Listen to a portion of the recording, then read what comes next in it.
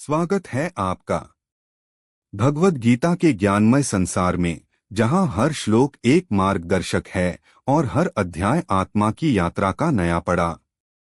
आज हम प्रवेश कर रहे हैं अध्याय 7 ज्ञान विज्ञान योग, जहां भगवान श्री कृष्ण अर्जुन को बताते हैं ईश्वर की वास्तविकता, आध्यात्मिक ज्ञान और विज्ञान से परे का विज्ञान। वीडियो को अंत तक जरूर देखें। हर श्लोक आपको आत्मा, परमात्मा और उनके संबंध को समझने में मदद करेगा। श्लोक 13। त्रिभिर्गुणमयैर्भावैरेभ्यः सर्वमिदं जगत् मोहितः नाभिजानाति मामेभ्यः परं व्ययम्। अनुवाद। इन तीनों गुणरूप भावों से मोहित यह सब जगत इन गुणों से पर अविनाशी मेरे को नहीं जानता। 7.13।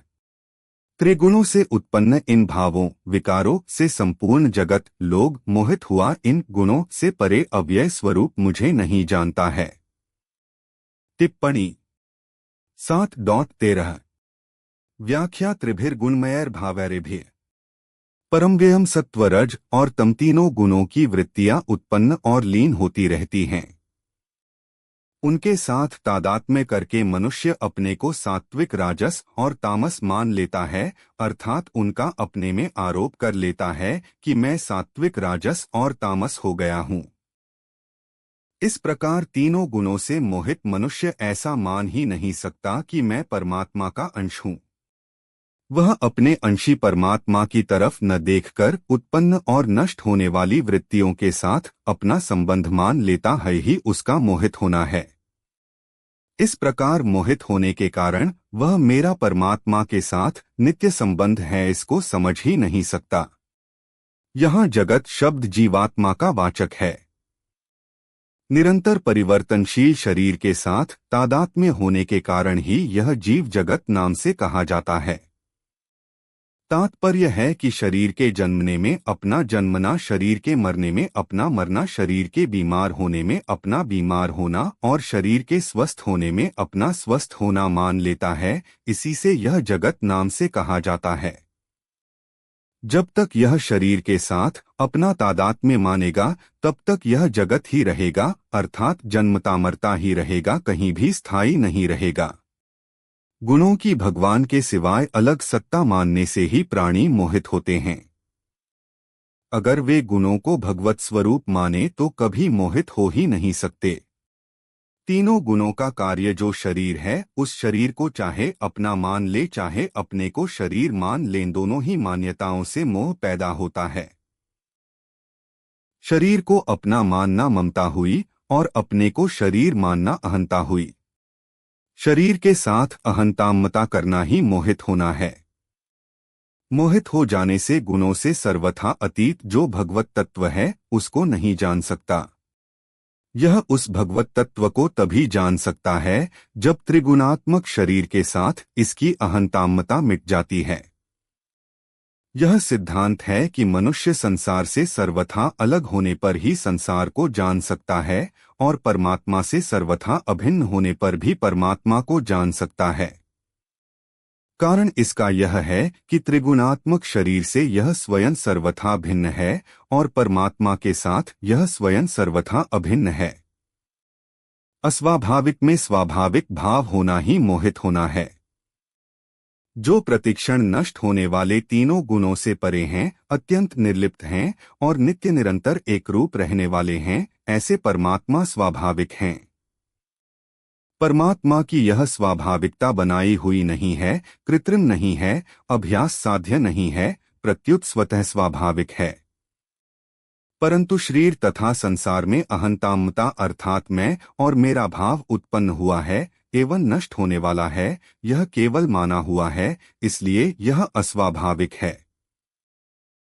इस अस्वाभाविक को स्वाभाविक मान लेना ही मोहित होना है, जिसके कारण मनुष्य स्वाभाविकता को समझ नहीं सकता। जीव पहले परमात्मा से विमुख हुआ या पहले संसार के सम्मुख गुणों से मोहित हुआ, इसमें दार्शनिकों का मत यह है कि परमात्मा से विमुख होना और संसार से संबंध जोड़ना ये दोनों अनादि हैं, इनका आदि नहीं है। अतः इनमें पहले या पीछे की बात नहीं कही जा सकती। परंतु मनुष्य यदि मिली हुई स्वतंत्रता का दुरुपयोग न करे, उसे केवल भगवान में ही लगाना शुरू कर दे, तो यह संसार से ऊपर उठ जाता है, अर्थात इसका जन्म मरण मिट जाता है। इससे यह सिद्ध होता है कि यह मनुष्य प्रभु की दी हुई स्वतंत्रता का दुरुपयोग करके ही बंधन में पड़ा है। अपनी स्वतंत्रता का दुरुपयोग करके नष्ट होने वाले पदार्थों में उलझ जाने से यह परमात्म तत्व को जान नहीं सकता। परमव्ययम पद से भगवान कहते हैं कि मैं इन गुणों से पर हूँ, अर्थात इन गुणों से सर्वथा रहित असंबद्ध निर्लिप्त हूँ। मैं न कभी किसी गुण से बंधा हुआ हूँ और न गुणों के परिवर्तन से मेरे में कोई परिवर्तन ही होता है। ऐसे मेरे वास्तविक स्वरूप को गुणों से मोहित प्राणी नहीं जान सकते।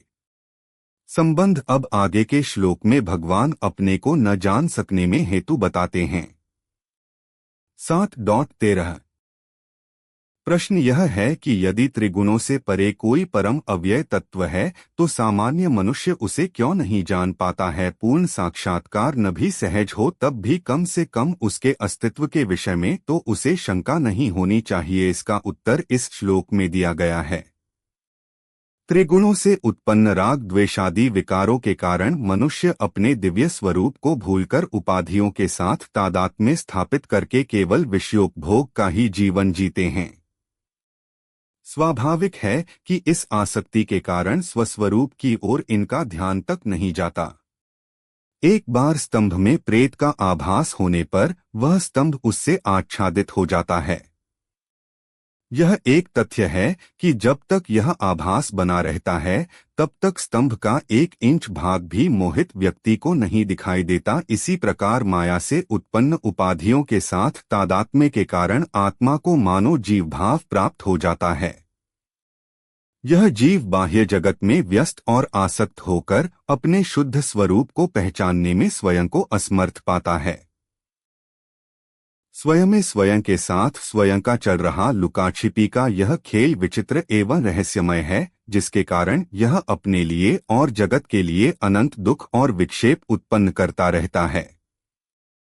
अगले श्लोक में इस आवरण शक्ति की परिभाषा का वर्णन किया गया है।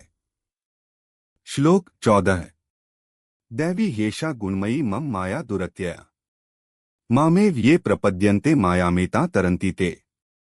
अनुवाद क्योंकि मेरी यह गुणमयी दैवी माया बड़ी दुरत्यय है, अर्थात इससे पार पाना बड़ा कठिन है। जो केवल मेरे ही शरण होते हैं वे इस माया को तर जाते हैं।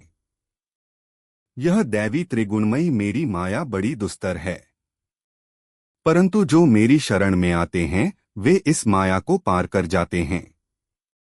टिप्पणी 7.14 व्याख्या दैवी हेषा गुणमयी टिप्पणी पर 0411 मम माया दुरत्यया सत्व रज और तमयन 3 गुणों वाली दैवी देव अर्थात परमात्मा की माया बड़ी ही दुरत्यय है। भोग और संग्रह की इच्छा रखने वाले मनुष्य इस माया से संबंध विच्छेद नहीं कर सकते। दुरत्यय कहने का तात्पर्य है कि ये मनुष्य अपने को कभी सुखी और कभी दुखी, कभी समझदार और कभी बेसमझ, कभी निर्बल और कभी बलवान आदि मानकर इन भावों में तल्लीन रहते हैं। इस तरह आने जाने वाले प्राकृत भावों और पदार्थों में ही तादात्म्य ममता कामना करके उनसे बंधे रहते हैं और अपने को इनसे रहित अनुभव नहीं कर सकते। यही इस माया में दुरत्ययपना है। यह गुणमयी माया तभी दुरत्यय होती है जब भगवान के सिवाय गुणों की स्वतंत्र सत्ता और महत्ता मानी जाए। अगर मनुष्य भगवान के सिवाय गुणों की अलग सत्ता और महत्ता नहीं मानेगा तो वह इस गुणमयी माया से तर जाएगा। मामेव ये प्रपद्यन्ते मायामेता तरन्ति तेमनुष्यों में से जो केवल मेरी ही शरण होते हैं वे इस माया को तर जाते हैं, क्योंकि उनकी दृष्टि केवल मेरी ही तरफ रहती है, तीनों गुणों की तरफ नहीं। जैसा कि पहले वर्णन किया है, सत्व रज और तमय तीनों गुण न मेरे में हैं और न मैं उनमें हूँ। मैं तो निर्लिप्त रहकर सभी कार्य करता हूँ। इस प्रकार जो मेरे स्वरूप को जानते हैं वे गुणों में नहीं फंसते, इस माया से तर जाते हैं। वे गुणों का कार्य मन बुद्धि का किंचन मात्र भी सहारा नहीं लेते। क्यों नहीं लेते? क्योंकि वे इस बात को जानते हैं कि प्रकृति का कार्य होने से मन बुद्धि भी तो प्रकृति है। प्रकृति की क्रियाशीलता प्रकृति में ही है। जैसे प्रकृति हरदम प्रलय की तरफ जा रही है, ऐसे ही ये मन बुद्धि भी तो प्रलय की तरफ जा रहे हैं। अतः उनका सहारा लेना परतंत्रा ही है। ऐसी परतंत्रता बिल्कुल न रहे और परा प्रकृति, जो कि परमात्मा का अंश है, केवल परमात्मा की तरफ आकृष्ट हो जाए तथा अपरा से सर्वथा विमुख हो जाए, यही भगवान के सर्वथा शरण होने का तात्पर्य है। यहाँ मामेव कहने का तात्पर्य है कि वे अनन्य भाव से केवल मेरे ही शरण होते हैं, क्योंकि मेरे सिवाय दूसरी कोई सत्ता है ही नहीं। कई साधक मेरे शरण तो हो जाते हैं, परंतु केवल मेरे ही शरण नहीं होते। इसलिए कहा कि जो मामेव केवल मेरी ही शरण लेते हैं, वे तर जाते हैं। माया की शरण न ले, अर्थात हमारे पास रुपए पैसे चीज वस्तु आदि सब रहें पर हम इनको अपना आधार न माने, इनका आश्रय न लें, इनका भरोसा न करें, इनको महत्व न दें। इनका उपयोग करने का हमें अधिकार है, इन पर कब्जा करने का हमें अधिकार नहीं है। इन पर कब्जा कर लेना ही इनके आश्रित होना है। आश्रित होने पर इनसे अलग होना कठिन मालूम देता है, यह वास्तव में दुरत्ययपना है। इस दुरत्ययपना से छूटने के लिए ही उपाय बताते हैं मामेव च प्रपद्यन्ते। शरीर इंद्रियां आदि सामग्री को अपनी और अपने लिए न मानकर भगवान की और भगवान के लिए ही मानकर भगवान के भजन में उनके आज्ञा पालन में लगा देना है। अपने को इनसे कुछ नहीं लेना है। इनको भगवान में लगा देने का फल भी अपने को नहीं लेना है, क्योंकि जब भगवान की वस्तु सर्वथा भगवान के अर्पण कर दी, अर्थात उसमें भूल से जो अपनापन कर लिया था वह हटा लिया, तब उस समर्पण का फल हमारा कैसे हो सकता है? यह सब सामग्री तो भगवान की सेवा के लिए ही भगवान से मिली है।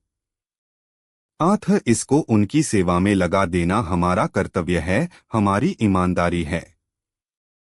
इस ईमानदारी से भगवान बड़े प्रसन्न हो जाते हैं और उनकी कृपा से मनुष्य माया को तर जाते हैं।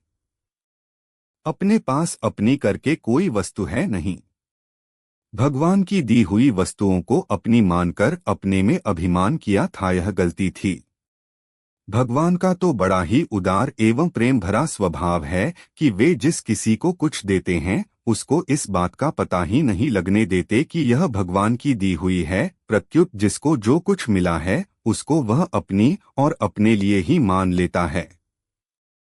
यह भगवान का देने का एक विलक्षण ढंग है। उनकी इस कृपा को केवल भक्त लोग ही जान सकते हैं। परंतु जो लोग भगवान से विमुख होते हैं वे सोच ही नहीं सकते कि इन वस्तुओं को हम सदा पास में रख सकते हैं क्या, अथवा वस्तुओं के पास हम सदा रह सकते हैं क्या, इन वस्तुओं पर हमारा आधिपत्य चल सकता है क्या। इसलिए वे अनन्य भाव से भगवान के शरण नहीं हो सकते। इस श्लोक का भाव यह हुआ कि जो केवल भगवान के ही शरण होते हैं, अर्थात जो केवल दैवी संपत्ति वाले होते हैं, वे भगवान की गुणमयी माया को तर जाते हैं। परंतु जो भगवान के शरण न होकर देवता आदि के शरण होते हैं, अर्थात जो केवल आसुरी संपत्ति वाले प्राणपिंड पोषण प्रायण सुख भोग परायण होते हैं, वे भगवान की गुणमयी माया को नहीं तर सकते। ऐसे आसुर स्वभाव वाले मनुष्य भले ही ब्रह्मलोक तक चले जाए तो भी उनको ब्रह्मलोक तक गुणमयी माया होने से वहां से लौटना ही पड़ता है, जन्मना मरना ही पड़ता है। संबंध पूर्व श्लोक में भगवान ने यह बताया कि मेरे शरण होने वाले सभी माया से तर जाते हैं। अतः सबके सब प्राणी मेरे शरण क्यों नहीं होते, इसका कारण आगे के श्लोक में बताते हैं। 7.14 भगवान श्री कृष्ण स्वयं यह स्वीकार करते हैं कि अहंकार से युक्त आत्म केंद्रित पुरुष के लिए मेरी माया से उत्पन्न मोह को पार कर पाना दुस्तर है। यदि कोई चिकित्सक रोगी के रोग को पहचान कर कहे कि इस रोग के निवारण के लिए कोई औषधि नहीं है, तो कोई भी रोगी सावधानी उत्साह तथा श्रद्धा के साथ चिकित्सक की सलाह के अनुसार उपचार नहीं करेगा। इसी प्रकार यदि भवरोगियों के चिकित्सक भगवान श्री कृष्ण रोग का कारण माया को बताकर उसे दुस्तर घोषित करें तो कौन व्यक्ति श्रद्धा के साथ उनके निराशावादी उपदेश का अनुकरण करेगा। भगवान श्री कृष्ण इस कठिनाई अथवा दोष को जानते हैं और इसलिए तत्काल ही साधक के मन की शंका को दूर करते हैं। यदा कदा रोगी को उसके रोग की गंभीरता का भान कराने के लिए चिकित्सक को कठोर भाषा का प्रयोग करना पड़ता है, ठीक उसी प्रकार यहाँ श्री कृष्ण अनेक विशेषणों के द्वारा हमें इस रोग की वह भयंकरता बताने का प्रयत्न करते हैं जिसके कारण हम अपने परमात्म स्वरूप को भूलकर संसारी जीव भाव को प्राप्त हो गए हैं। रोग तथा उपचार को बताकर भगवान श्री कृष्ण पूर्ण स्वास्थ्य का आश्वासन भी देते हैं। जो साधक मेरी शरण में आते हैं वे माया को तर जाते हैं। शरण से तात्पर्य भगवान के स्वरूप को पहचानकर तत्स्वरूप बन जाना है। इसका संपादन कैसे किया जा सकता है, इसका विवेचन पूर्व के ध्यान योग नामक अध्याय में किया जा चुका है। एकाग्र चित्त होकर आत्मस्वरूप का ध्यान करना यह साक्षात साधन है और ध्यान के लिए आवश्यक योग्यता प्राप्त करने के उपाय भी पहले बताए गए हैं। यदि आपकी शरण में आने से माया को पार किया जा सकता है तो फिर सब लोग आपकी शरण में क्यों नहीं आते हैं, इस पर कहते हैं। श्लोक 15 नमा दुष्कृतिनो मूढ़ाः प्रपद्यन्ते नराधमाः मायापहृतज्ञाना आसुरं भावमाश्रिता है। अनुवाद माया के द्वारा अपहरित ज्ञान वाले आसुर भाव का आश्रय लेने वाले और मनुष्यों में महान नीच तथा पापकर्म करने वाले मूढ़ मनुष्य मेरे शरण नहीं होते। दुष्कृत्य करने वाले मूढ़ नराधम पुरुष मुझे नहीं भजते हैं। माया के द्वारा जिनका ज्ञान हर लिया गया है वे आसुरी भाव को धारण किए रहते हैं। टिप्पणी 7.15 व्याख्या नमा दुष्कृतिनो मूढ़ाः प्रपद्यन्ते नराधमाः जो दुष्कृति और मूढ़ होते हैं वे भगवान के शरण नहीं होते। दुष्कृति वे ही होते हैं जो नाशवान परिवर्तनशील प्राप्त पदार्थों में ममता रखते हैं और अप्राप्त पदार्थों की कामना रखते हैं। कामना पूरी होने पर लोभ और कामना की पूर्ति में बाधा लगने पर क्रोध पैदा होता है। इस तरह जो कामना में फंसकर व्यभिचार आदि शास्त्र निषिद्ध विषयों का सेवन करते हैं, लोभ में फंसकर झूठ कपट विश्वासघात बेईमानी आदि पाप करते हैं और क्रोध के वशीभूत होकर द्वेष वैर आदि दुर्भावपूर्वक हिंसा आदि पाप करते हैं, वे दुष्कृति हैं। जब मनुष्य भगवान के सिवाय दूसरी सत्ता मानकर उसको महत्व देते हैं तभी कामना पैदा होती है। कामना पैदा होने से मनुष्य माया से मोहित हो जाते हैं और हम जीते रहें तथा भोग भोगते रहें यह बात उनको जंच जाती है। इसलिए वे भगवान के शरण नहीं होते, प्रत्युत विनाशी वस्तु पदार्थ आदि के शरण हो जाते हैं। तमोगुण की अधिकता होने से सारसार नित्य अनित्य सतसत ग्राह्य त्याज्य कर्तव्य कर्तव्य आदि की तरफ ध्यान न देने वाले भगवद विमुख मनुष्य मूढ़ हैं। दुष्कृति और मूढ़ पुरुष परमात्मा की तरफ चलने का निश्चय ही नहीं कर सकते, फिर वे परमात्मा की शरण तो हो ही कैसे सकते हैं। अनराधमाः कहने का मतलब है कि वे दुष्कृति और मूढ़ मनुष्य पशुओं से भी नीचे हैं। पशु तो फिर भी अपनी मर्यादा में रहते हैं पर ये मनुष्य होकर भी अपनी मर्यादा में नहीं रहते हैं। पशु तो अपनी योनि भोग कर मनुष्य योनि की तरफ आ रहे हैं और ये मनुष्य होकर जिनको कि परमात्मा की प्राप्ति करने के लिए मनुष्य शरीर दिया, पाप अन्याय आदि करके नरकों और पशुयोनियों की तरफ जा रहे हैं। ऐसे मूढ़तापूर्वक पाप करने वाले प्राणी नरकों के अधिकारी होते हैं। ऐसे प्राणियों के लिए भगवान ने गीता 16:19-20 में कहा है कि द्वेष रखने वाले मूढ़ क्रूर और संसार में नराधम पुरुषों को मैं बार बार आसुरी योनियों में गिराता हूँ। वे आसुरी योनियों को प्राप्त होकर फिर घोर नरकों में जाते हैं। मायापहृत ज्ञाना आसुरं भावमाश्रिता है भगवान की जो तीनों गुणों वाली माया है। गीता 7 14 उस माया से विवेक ढक जाने के कारण जो आसुर भाव को प्राप्त हो गए हैं, अर्थात शरीर, इंद्रियां, अंतःकरण और प्राणों का पोषण करने में लगे हुए हैं, वे मेरे से सर्वथा विमुख ही रहते हैं, इसलिए वे मेरे शरण नहीं होते। दूसरा भाव यह है कि जिनका ज्ञान माया से अपहृत है, उनकी वृत्ति पदार्थों के आदि और अंत की तरफ जाती ही नहीं। उत्पत्ति विनाशशील पदार्थों को प्रत्यक्ष नश्वर देखते हुए भी वे रुपए, पैसे, संपत्ति आदि के संग्रह में और मान, योग्यता, प्रतिष्ठा, कीर्ति आदि में ही आसक्त रहते हैं और उनकी प्राप्ति करने में ही अपनी बहादुरी और उद्योग की सफलता इतिश्री मानते हैं। इस कारण वे यह समझ ही नहीं सकते कि जो अभी नहीं है, उसकी प्राप्ति होने पर भी अंत में वह नहीं ही रहेगा और उसके साथ हमारा संबंध नहीं रहेगा। असु नाम प्राणों का है। प्राणों को प्रत्यक्ष ही आने जाने वाले अर्थात क्रियाशील और नाशवान देखते हुए भी वे उन प्राणों का पोषण करने में ही लगे रहते हैं। जीवन निर्वाह में काम आने वाली सांसारिक वस्तुओं को ही वे महत्व देते हैं। उन वस्तुओं से भी बढ़कर वे रुपए, पैसों को महत्व देते हैं, जो कि स्वयं काम में नहीं आते, प्रत्युत वस्तुओं के द्वारा काम में आते हैं। वे केवल रुपयों को ही आदर नहीं देते, प्रत्युत उनकी संख्या को बहुत आदर देते हैं।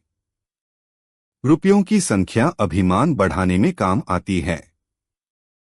अभिमान संपूर्ण आसुरी संपत्ति का आधार और संपूर्ण दुहखों एवं पापों का कारण है। टिप्पणी प 413। ऐसे अभिमान को लेकर ही जो अपने को मुख्य मानते हैं, वे आसुर भाव को प्राप्त हैं। विशेष बात यहाँ भगवान ने कहा है कि दुष्कृति मनुष्य मेरे शरण नहीं हो सकते, और 9वें अध्याय के 30वें श्लोक में कहा है कि सुदुराचारी मनुष्य भी अगर अनन्य भाव से मेरा भजन करता है तो वह बहुत जल्दी धर्मात्मा हो जाता है तथा निरंतर रहने वाली शांति को प्राप्त होता है। यह कैसे? इसका समाधान यह है कि वहाँ 9:30 में अपिचेत पद आए हैं, जिनका अर्थ होता है दुराचारी की प्रवृत्ति परमात्मा की तरफ स्वाभाविक नहीं होती, परंतु अगर वह भगवान के शरण हो जाए तो उसके लिए भगवान की तरफ से मना नहीं है। भगवान की तरफ से किसी भी जीव के लिए किंचन मात्र भी बाधा नहीं है, क्योंकि भगवान प्राणी मात्र के लिए सम हैं। उनका किसी भी प्राणी में रागद्वेष नहीं होता। गीता 9:29। दुराचारी से दुराचारी मनुष्य भी भगवान के द्वेष का विषय नहीं है। सब प्राणियों पर भगवान का प्यार और कृपा समान ही है। वास्तव में दुराचारी अधिक दया का पात्र है, कारण कि वह अपना ही महान अहित कर रहा है, भगवान का कुछ भी नहीं बिगाड़ रहा है। इसलिए किसी कारणवशात कोई आफत आ जाए, बड़ा भारी संकट आ जाए और उसका कोई सहारा न रहे, तो वह भगवान को पुकार उठेगा। ऐसे ही किसी संत को उसने दुहक दिया और संत के हृदय में कृपा आ जाए तो उस संत की कृपा से वह भगवान में लग जाए, अथवा किसी ऐसे स्थान में चला जाए जहां अच्छे अच्छे बड़े विलक्षण दयालु महात्मा रह चुके हैं और उनके प्रभाव से उसका भाव बदल जाए, अथवा किसी कारणवशात उसका कोई पुराना विलक्षण पुण्य उदय हो जाए तो वह अचानक चेत सकता है और भगवान के शरण हो सकता है। ऐसा पापी पुरुष अगर भगवान में लगता है तो बड़ी दृढ़ता से लगता है, कारण कि उसके भीतर कोई अच्छाई नहीं होती, इसलिए उसमें अच्छेपन का अभिमान नहीं होता। तात्पर्य यह हुआ कि संपूर्ण प्राणियों में भगवान की व्यापकता और कृपा समान है। सदाचार और दुराचार तो उन प्राणियों के किए हुए कार्य हैं। मूल में तो वे प्राणी सदा भगवान के शुद्ध अंश हैं। केवल दुराचार के कारण उनकी भगवान में रुचि नहीं होती। अगर किसी कारणवशात रुचि हो जाए तो भगवान उनके किए हुए को न देखकर उनको स्वीकार कर लेते हैं। रहती न प्रभु चित चूक किए की, करत सुरती 100 बार ही की। मानस 1:29-3। जैसे माँ का हृदय अपने संबंध से बालकों पर समान ही रहता है, उनके सदाचार दुराचार से उनके प्रति माँ का व्यवहार तो विषम होता है, पर हृदय विषम नहीं होता। कुपुत्रो जायेत क्वचित् कुमाता न भवति। माँ तो एक जन्म को और एक शरीर को देने वाली होती है, परंतु प्रभु तो सदा रहने वाली माँ है। प्रभु का हृदय तो प्राणी मात्र पर सदैव द्रवित रहता ही है। प्राणी निमित्त मात्र भी शरण हो जाए तो प्रभु विशेष द्रवित हो जाते हैं। भगवान कहते हैं, जो नर होई चराचर द्रोही, आवे सभय सरन तकी मोही, तजी मद मोह कपट छल नाना, करु सद्य तेहि साधु समाना। मानस 5:48-12।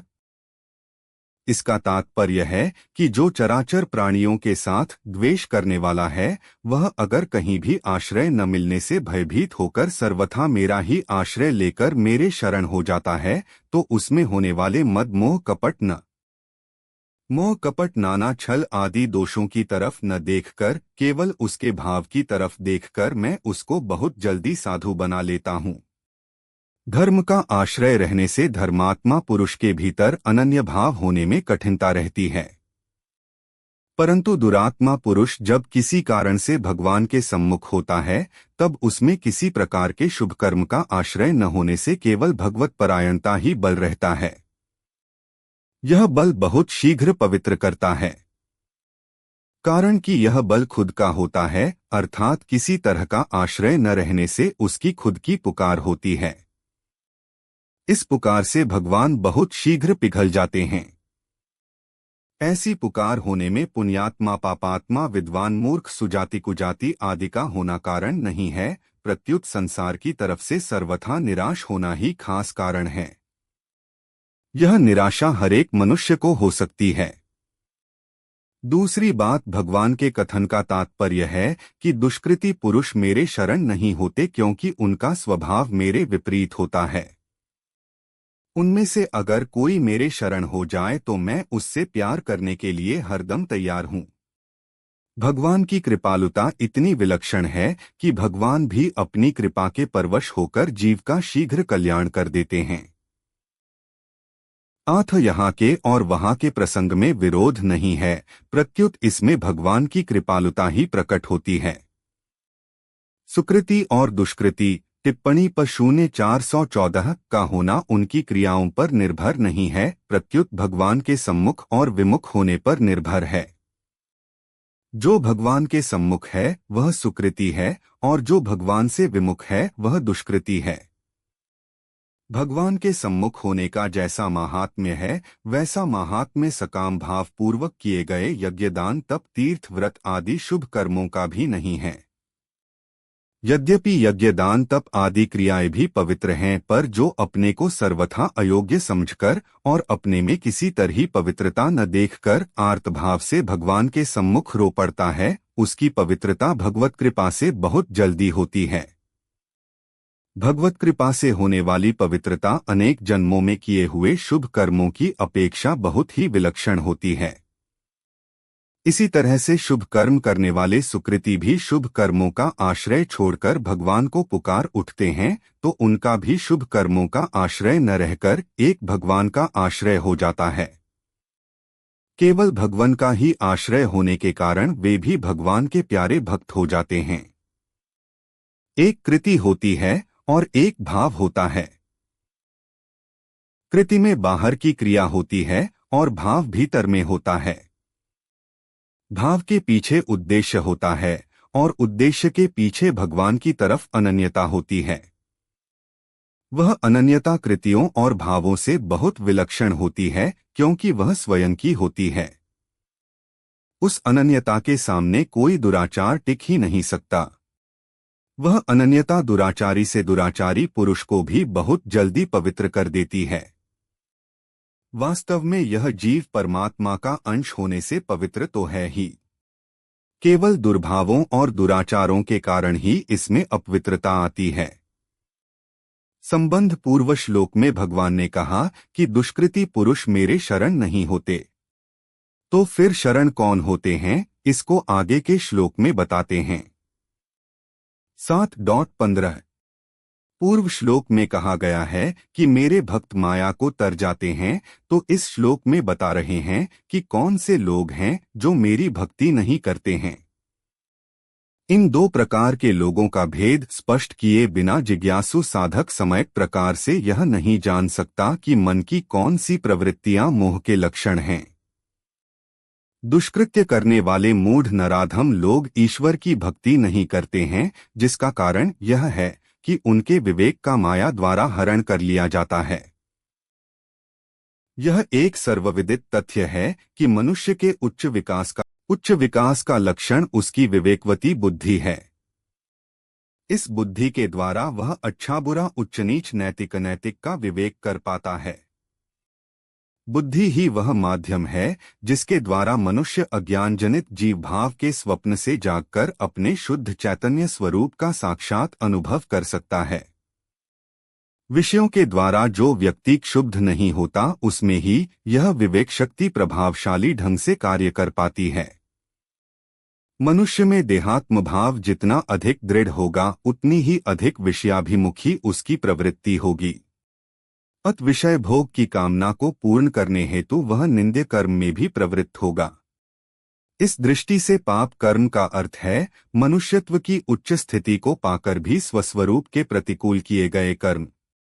स्थूल देह को अपना स्वरूप समझकर मोहित हुए पुरुष ही पाप कर्म करते हैं। ऐसे लोगों को यहाँ मूढ़ और आसुरी भाव का मनुष्य कहा गया है। गीता के 16वें अध्याय में दैवी और आसुरी भाव का विस्तार पूर्वक वर्णन किया गया है। परंतु जो पुण्यकर्मी लोग हैं, वे 4 प्रकार से मेरी भक्ति करते हैं। भगवान कहते हैं, वीडियो पसंद आया हो तो चैनल को सब्सक्राइब करें और वीडियो को लाइक करें।